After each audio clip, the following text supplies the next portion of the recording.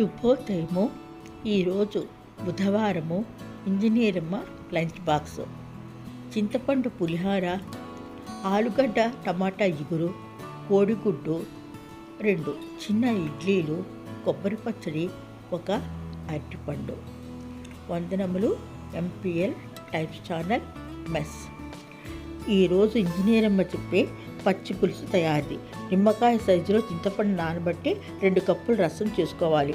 3 పచ్చిమిర్చి నూనెలో వేయించి రసంలో వేసి, ఒక పెద్ద ఉల్లిపాయ సన్నగా తరిగి రసంలో వేసి, 1/2 స్పూన్ ఉప్పు, 1 స్పూన్ బెల్లం కానీ పంచదార కానీ వేసి గట్టిగా కలపాలి. పచ్చిమిర్చి కూడా మెత్తగా అయ్యేటట్టు చేతితో గట్టిగా కలపాలి. అంతే. కావాలంటే పోపు పెట్టుకోవచ్చట.